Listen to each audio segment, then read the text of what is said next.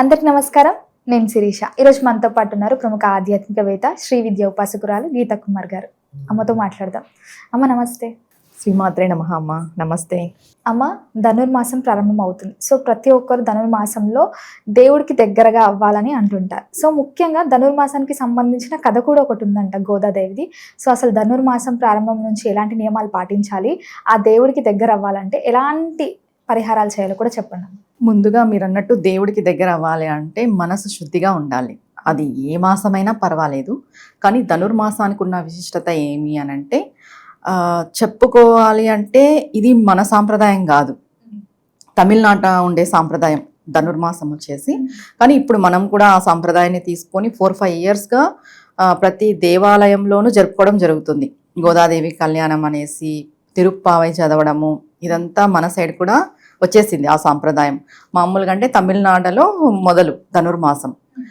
మనము చూసుకుంటే అమావాస్య నుండి మనకి నెల స్టార్ట్ అవుతుంది, వాళ్ళకి పౌర్ణమి నుండి నెల స్టార్ట్ అవుతుంది తమిళనాడు సైడ్. మార్గశీర్ష మాసం మనది, కానీ మధ్యలోనే ధనుర్మాసం వస్తుంది. 15 రోజుల తర్వాత స్టార్ట్ అవుతుంది. రేపటి రోజు నుండి ధనుర్మాసం ప్రారంభం అవుతుంది. ముందుగా చెప్పాలంటే ఈ ధనుర్మాసంలో నియమాలు ఏంటంటే దేవాలయంలో తమిళనాడు సైడ్ పాటించేది మన సైడ్ కూడా కొన్ని దేవాలయాల్లో పాటిస్తారు. తిరుమలలో, కాళహస్తిలో 3:30కి సుప్రభాత సేవ జరుగుతుంది. ఈ ధనుర్మాసంలో ఏం చేస్తారు అంటే వెంకటేశ్వర స్వామికి సుప్రభాతం చెప్పి మేలుకుంటారు కదా, అలా కాకోకున్నట్టు తిరుప్పావై పాడుతారు తిరుమలలో. కాళహస్తిలో వచ్చేసి శివుడికి తిరుబంబై అనేది పాడతారు శివుడికి. ఈ విషయాలు తమిళనాడులో బాగా జరుగుతాయి, అక్కడ జరిగేదే ఇది. కానీ కొన్ని క్షేత్రాల్లోనే ఇవి పాటిస్తాం, అన్ని క్షేత్రాల్లో కాదు. శివుడికి వచ్చేసి తిరుబంబై చెప్తారు, మామూలుగా వైష్ణవుకి వచ్చేసి తిరుప్పావై చెప్తారు. సాధారణ ప్రజలు, గృహస్థులు పాటించవలసిన నియమాలు ఏంటంటే మొట్టమొదటిగా ధనుర్మాసంలో మనము బ్రహ్మముహూర్తంలో నిద్రలేవాలి.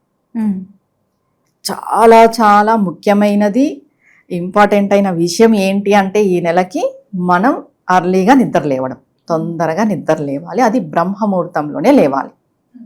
3:30 నుండి 4:30 సమయంలో ఖచ్చితంగా నిద్ర లేవాలి. ఈ ధనుర్మాసం నియమాలు పాటించే వాళ్ళు, ఈ ధనుర్మాస వ్రతాన్ని ఆచరించే వాళ్ళు ఖచ్చితంగా చేయాల్సిన మొట్టమొదటి పని నిద్ర లేవడం. ఎందుకు ఇది అంటే గోదాదేవి మనకందరికీ తెలుసు, ఆవిడ ఏం చేసేది అంటే రంగనాథ స్వామి కోసం 3:30కే లేసేదంట. తెల్లవారుజామునే లేచి గోపికాంతలందరినీ లేపుకొని ఆవిడ రంగనాథ స్వామి ఆరాధనకు వెళ్ళేది పూజ చేసుకోవడానికి. ఇక్కడ విషయం ఏమంటే ఆవిడ స్వామికి విష్ణు చిత్తూరుకి ఎలా దొరికింది అంటే తులసి వనంలో దొరికింది. ఆవిడని భూదేవి అని కూడా భావిస్తారు, గోదా అమ్మని భూదేవిగా కూడా చూస్తాం. ఆవిడ రంగనాథ స్వామిని పెళ్లి చేసుకునింది అని అంటారు కదా. పెళ్లి చేసుకునింది అనే విషయానికి, వివాహం చేసుకునింది అనే విషయానికి వస్తే జనరల్గా అందరూ చేసుకునే వివాహం కాదది. భక్తిపూర్వకంగా ఆమె మనువాడింది రంగనాథ స్వామిని.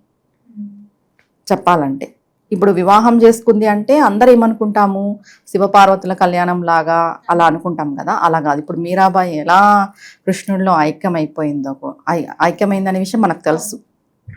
అలానే ఈవిడ కూడా రంగనాథ స్వామిలో ఐక్యమైంది వివాహం చేసుకొని. అంటే ఆమె ఒక భక్తురాలిగా సేవించింది ఆయన్ని. భూదేవి అంటాం, లక్ష్మీదేవి అంటాం, గోదాదేవి అంటాం. ఆవిడ ఎలా సేవించింది అంటే ఆయనే అంతటా ఉన్నాడు, ప్రతిదీ ఆయనలోనే చూసుకునింది. ఆవిడ అలంకరణలో ఆవిడని చూసుకునింది. ప్రతి చోట ఆమె ప్రతి అడుగు వేసే చోట ఆయనను చూసుకునింది. ఆమె ప్రతి మాట్లాడే మాటలో కూడా ఆయన్నే చూసుకునింది. అలా ఈ తిరుప్పావై అనే శ్లోకాలని ఆమె పాడుతూ అందరినీ, గోపకాంతలందరినీ ఉదయాన్నే లేపి తీసుకెళ్లేదన్నమాట రంగనాథ స్వామి సేవకి. ఎందుకు ఇక్కడ తెల్లవారుజామునే లేవాలి అన్నది అంటే అందుకు తెల్లవారుజామునే లేవాలి అనేది ముఖ్యమైంది. ఈ ధనుర్మాసంలో బ్రహ్మముహూర్తంలో లేచి మీరు ఏ సేవ చేసినా పర్వాలేదు, అంటే శివుడికి మీరు అభిషేకం చేసుకున్నా పర్వాలేదు, విష్ణువుకి చేసుకున్నా పర్వాలేదు, కానీ లేవడం అనేది ముఖ్యం. మీరు ఒక సంకల్పం పెట్టుకొని నేను ఈ నెల అంతా 3:30కే లేస్తానని సంకల్పం పెట్టుకోండి, ఒక కోరిక కోరుకోండి, ఖచ్చితంగా ఆ కోరిక నెరవేరుతుంది. అంత శక్తి ఉంది ఈ నెలలో 3:30కి లేవడం అనేది, బ్రహ్మముహూర్తానికి. అంటే మామూలుగా మనం ఏం చెప్తాము, బ్రహ్మముహూర్తానికి అధిపతి విష్ణువు, ప్రదోషకాలానికి అధిపతి శివుడు అని చెప్తాం. అలానే ఈ బ్రహ్మముహూర్తంలో ఆయన్ను సేవించడం అనేది చాలా విశేషమైనది.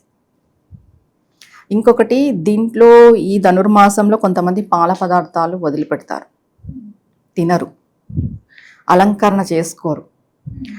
ఎందుకు అలంకరణ అంటే ప్రతిదీ ఈ మాసంలో వచ్చేది స్వామి కొరకే అనే నమ్మకం అన్నమాట.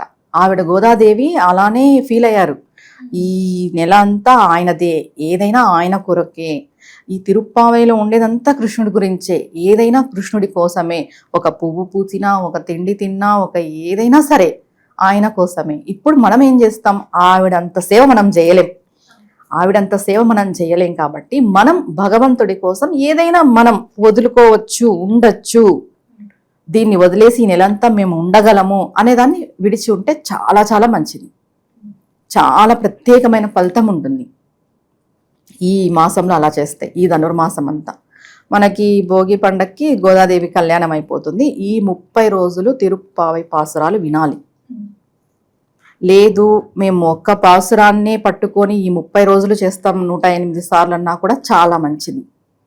లేదు మేము ఈ పాసురాలు రావు, మాకు చదివేకి రాదు, వినలేము, మాకు అంత ఇది లేదు, గుర్తుండవు, అంత ఇంట్రెస్ట్ కూడా ఉండవు, దానికి కొత్తగా మొదలు పెట్టే వాళ్ళకే ఉంటుంది. హరే కృష్ణ మంత్రం చేసుకోవచ్చు. కృష్ణ మంత్రం ఇంకొక మంచిది చెప్పాలి అంటే కృష్ణుడికి సంబంధించిండేది ఒక మంత్రం ఉంది. కృష్ణాయ వాసుదేవాయ హరయే పరమాత్మనే ప్రణత క్లేశనాశాయ గోవిందాయ నమో నమః అని. ఇలా ఈ మంత్రాన్ని మనం ఈ నెలంతా 108 సార్లు పఠించినా కూడా చాలా మంచిది. అంటే కృష్ణుడికి నేను నమస్కరిస్తున్నాను, నాలో ఉన్న బాధలన్నీ తొలగించు స్వామి అని మనం వేడుకున్నట్టు. ఈ నెలంతా ఈ మంత్రం చేసుకున్నా కూడా మంచి విశేషమైన ఫలితం ఉంటుంది. ధనుర్మాసం అంటేనే కృష్ణుడు విష్ణువు వారి సేవ. ఇంకొక విషయం తెలియాలంటే దీంట్లో శివుడికి సంబంధించిన సేవ కూడా ఉంది. మామూలుగా ఇక్కడ ధనుర్మాసంలో వచ్చే ఆర్ధ నక్షత్రం రోజు శివుడికి చేస్తారు అభిషేకం తమిళనాడులో. అది ఎక్కడ చేస్తారంటే కాళహస్తిలో చేస్తారు. మామూలుగా మనం మొన్న పోయింది మనకి ఆర్ధ నక్షత్రం అభిషేకాలు అయిపోయినాయి పోయిన కార్తీక మాసంలో. కానీ ఇప్పుడు ధనుర్మాసంలో వచ్చే ఆర్ధ నక్షత్రం కూడా చాలా విశేషమైనది. కాళహస్తిలో 3:30కే స్వామికి అభిషేకం చేస్తారు. అది వేడి నీళ్ళతో చేస్తారు శివుడికి. అలా శివుడికి ఇది ముఖ్యమైన మాసమే, విష్ణువి కూడా ముఖ్యమైన మాసం. శైవులు విష్ణువులు అందరూ ఆరాధించవలసిన మాసం ధనుర్మాసం. అమ్మ, ముఖ్యంగా నైవేద్యాల విషయానికి వస్తే నైవేద్యాలు దేవుడికి ఏం సమర్పించవచ్చు అంటారు? పెరుగన్నం చాలా మంచిది. ఎందుకు పెరుగన్నం అనే క్వశ్చన్ మీకు రావచ్చు. ఇప్పటికీ కూడా తిరుమలలో మొదటగా స్వామివారికి పెట్టేది పెరుగన్నమే, మొదటిగా నివేదన చేసేది పెరుగన్నం. అలాంటి పెరుగన్నం మనం ఈ నెలంతా స్వామివారికి నివేదన చేస్తే చాలా చాలా మంచిది. దాని తర్వాత వెన్నె కృష్ణుడికి చాలా ఇష్టం. దాని తర్వాత పానకం, వడపప్పు, ఈ మూడిట్లో ఏదైనా పెట్టుకోవచ్చు. తులసి దళం ఖచ్చితంగా స్వామివారికి సమర్పించాలి ఈ నెల అంతా. మీకు సమర్పించే అంత ఇది ఉంటే సమర్పించవచ్చు. లేదు అని అంటే ఒక కొమ్మ, ఒక ఆకు ఏదైనా పర్వాలేదు. ఇదే పెట్టాలి అని ఏ భగవంతుడు చెప్పలేదు. మనసు పెట్టాలి. చెప్పాలంటే మన మనస్సులో ఆయన్ని నిలుపుకోవాలి. అమ్మ, మొత్తం మీద ధనుర్మాస విశిష్టత తెలియజేసినందుకు ధన్యవాదాలు. నమస్తే మా.